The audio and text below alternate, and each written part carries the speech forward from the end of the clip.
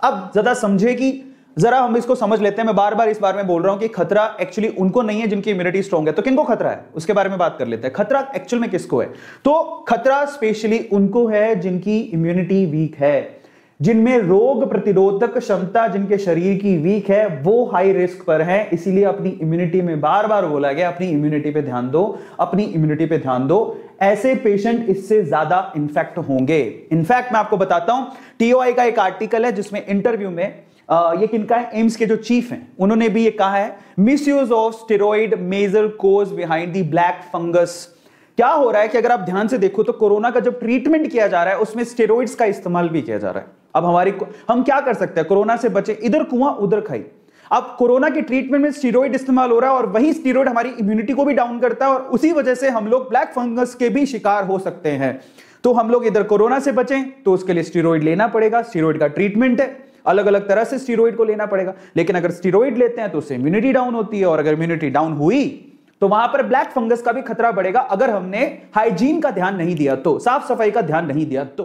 समस्या बड़ी है, ठीक है, अभी दिख नहीं रही है लेकिन वो बड़ी है। इसके अलावा कौन कौन रिस्क पर है? Specially patient with recent organ transplant.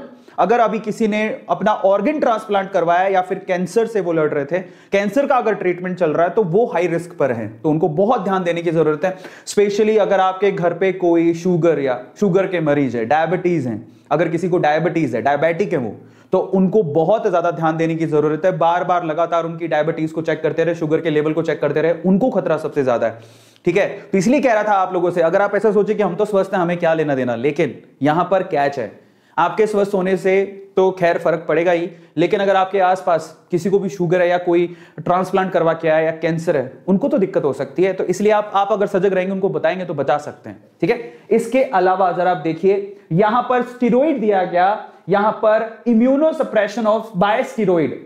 कई बार होता है हमें ट्रीटमेंट के लिए क्या करना पड़ता है, इम्यूनो सप्रेशन करना पड़ता है, वो भी स्टेरॉइड के थ्रू। लेकिन जो स्टेरॉइड ले रहे हैं बेसिकली उनको इसका खतरा काफी ज्यादा है। और इसके अलावा सबसे इंपॉर्टेंट चीज जरा समझिए, जो कोरोना की वजह से या किसी और वजह से जो भी है, सांस के संबंधी कोई भी बीमारी अगर आपको, और अगर आप हॉस्पिटलाइज हैं, स्पेशली कोरोना जो भी इस वक्त चल रहा है, ठीक है, वो जो एक रेस्पिरेटरी प्रॉब्लम है स्पेशली, अगर उस वजह से आप हॉस्पिटलाइज हैं तो वहां से भी आपको फंगस, ब्लैक फंगस होने का खतरा है, ब्लैक फंगस से इंफेक्टेड होने का खतरा है।